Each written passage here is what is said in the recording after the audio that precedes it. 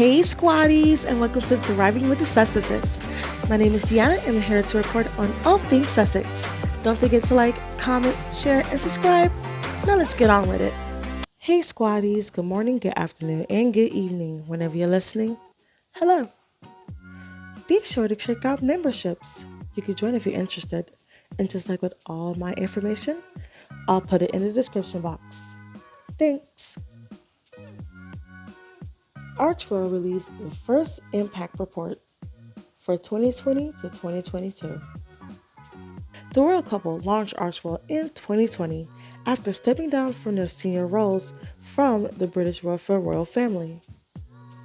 During Archewell's first full year of operations, that's from 2021 to 2022, the foundation raised $13 million and made grants totaling $3 million to support vaccine equity, relief centers, refugees, and online technical development. In the coming years, the rest will be used to fund charitable grants. The Archewell Foundation is an impact-driven nonprofit created by the Duke and Duchess of Sussex. Our core purpose is quite simply to do good. A statement on the Foundation's website reads, "We meet the moment by showing up, taking action, and using our unparalleled spotlight to uplift and unite communities, both local and global, online and offline." According to the Foundation's impact report, partnerships were formed that fulfill its mission. Global citizens procured 12.66 million COVID-19 vaccines. World Central Kitchen served 55,000 meals, and a grant to Human First Coalition helped 7,468 people leave Afghanistan. After the initial media blitz on the Taliban takeover of Afghanistan, and most especially with the invasion of Ukraine, donors quickly lost interest in Afghanistan. But Archewell has been there for us, said Human First Coalition co-founder Safi Ralph in a statement. We were able to provide humanitarian aid in various forms to upwards of 10,000 individuals in Afghanistan and Pakistan. Following the 2022 tragedy at Robb Elementary School in Uvalde, Texas, Harry and Meghan's nonprofit built a playground in the city. Additionally, the foundation sponsored 13 fellows at the Institute of Rebooting Social Media at the Berkman's Klein Center for Internet and Social at Harvard University. Harry and Meghan previously explained in a statement the meaning behind Archewell's name. Before Sussex Royal came the idea of arch, the Greek word meaning source of action. We connected to this concept for the charitable organization we hope to build one day, and it became the inspiration for our son's name. The couple said, "To do something of meaning, to do something that matters." Archewell is the name that combines an ancient word for strength and action and another that evokes the deep resources we each must draw upon. The Duchess of Sussex's patron SmartWorks released their 2021-2022 impact report, as well as Prince Harry's patron Wellchild, and it also included a letter from the Duke of Sussex himself. I want to start by acknowledging the continued determination and resilience of Wellchild community over the past few years. As royal patron, I know there hasn't been a moment to take a breath, because as long as children and their families are in need, Wellchild has been there to step up and do what they do best: provide care, comfort, and support. I was fortunate to spend some quality time with the 2022 Wellchild awardees recently, and even though we had to connect virtually, it felt as if we were all back in Kew Gardens late last year, sharing a laugh, learning about each other, and celebrating incredible families. Finding comfort, belonging, and even joy during life's most challenging moments is what Wellchild is all about. Truly, the power of this community always shines through. There is no doubt that Wellchild families have all faced enormous challenges and major changes, in addition to the complex health needs they already manage on a daily basis. But I've also been struck by the remarkable strength, spirits, and good humor in the face of these challenges. One place where this is particularly apparent is in a well-child family tree peer-to-peer support network, where families support each other by offering help, advice, and, when needed, a shoulder to lean on. I am so pleased that this vital online community continues to grow across the UK and is now over 1,000 families strong. As families up and down the country continue to face difficult times, World Child remains a lifeline to so many. As fundraising gets tougher and resources are harder to find, it becomes even more important to support the essential work this charity does to help these children and young people with complex needs.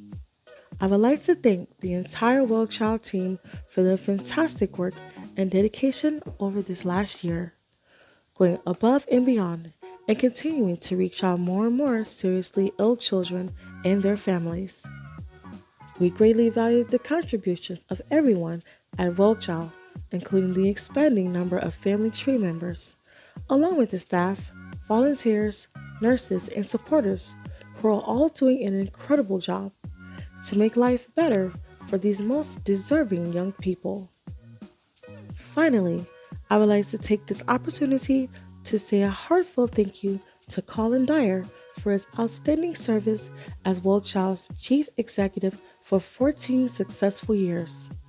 Colin took World Child from strength to strength during his time at the helm and left the organization in a fantastic position to move forward and face the challenges that lie ahead. I wish Mac James, World Child's new Chief Executive, all the very best as he takes the organization on the next level.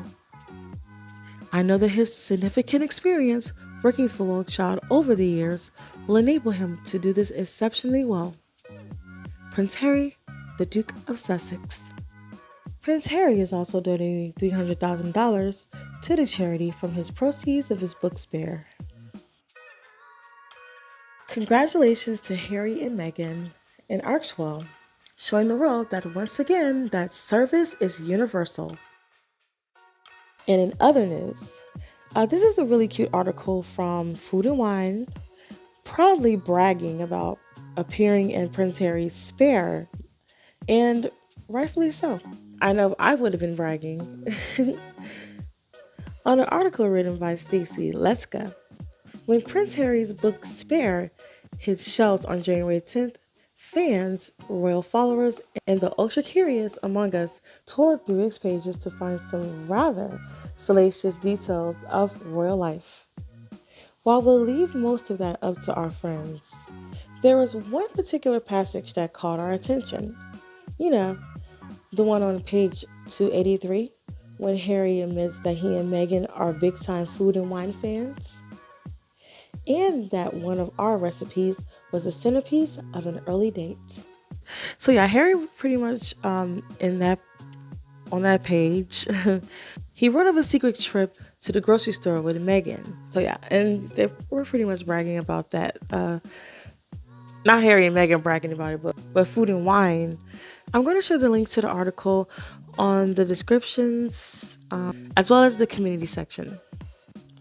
While we don't have the exact recipe of what Harry and Meghan made that night, Food and Wine have some yummy and delicious dishes, such as the sheet pan salmon with Brussels sprouts that sound amazing, salmon broccolini and fresh red chili papillote, quick brine roast salmon with lemon garlic oil, and a roasted side of salmon. Don't they all sound delicious? I'm so hungry. I really enjoyed the article, but I'm hungry. I'll share the link to this very cute article in my description box as well as the community section. Now onto another Meghan who loves our girl Meghan. And a singer Meghan Trainor who spoke with Newsweek and asked her about Princess Meghan when it comes to celebrities who share her name. Since leaving the UK and starting a new life in America, Prince Harry and Princess Meghan have conducted a number of interviews, and in December they released the amazingly successful docuseries titled Harry and Meghan, Oh, I watched it, Trainor told Newsweek, her eyes lighting up. I love her. I think she's been through a lot, and I think she's fantastic. She owns the name Meghan. That's fine. I don't love my name, but she can be the most famous Meghan, and that's quite alright. Now, onto another article I read regarding Argo and Meghan, and this time it was from The Insider. The author of the article shared that she visited the restaurant that Meghan shared in 2014 on the TIG that she used to go to and made amazing recommendations. The Manhattan-based restaurant in the Nolita neighborhood is home to this Italian restaurant called Ruby Rosa, which according to the author is on Mulberry Street between Prince Street and Spring Street. Anywho, the author shared that she visited the restaurant back in January 2020 and decided to come back again this year on January 2023. Ruby Rosa is a family-owned restaurant originally owned by AJ Popolaro and his father, Joe. Joe got his start in the business with Joe and Pat's, a pizza place on Staten Island. In 2009, John and AJ took their business to Manhattan, opening Ruby Rosa. So, Gabby and her mom visited and ordered most of what Meghan shared, what she ordered herself, and that included the appetizers and drinks. And Gabby absolutely loved it. But are you surprised? Meghan has just such good taste in literally not almost, but just literally everything. Like, just clothes, the fashion, food. Of course, the pizza is going to be good. I think she tried the honey pie pizza, so of course that was going to be good. This was Meghan's description of the pizza. It's the pizza. The blessed, chewy, crunchy, perfect crust, the gooey cheese, and the unparalleled bite that I literally dream of. I myself never tried this pizza. I'm a Midwestern girl, so I'm literally from Chicago. I miss Chicago. And don't discriminate when it comes to pizza. I love thin crust, hand tossed, deep dish. I love them all. They're good. You get no complaints from me. I'm not picky when it comes to my pizzas. I love them all. Like I mentioned, just as long as the recipes are natural, it's not. Don't put too much of that crazy stuff in it that if I can't pronounce it, I'm not going to eat it. I mean, it's kind of how I feel about the Chicago Cubs and the Chicago White Sox. Like, I love them both. And we'll leave their rival story for another day. So to read that Meghan called Ruby Rosa the holy grail of pizza places, just read the article. I have it in the description box.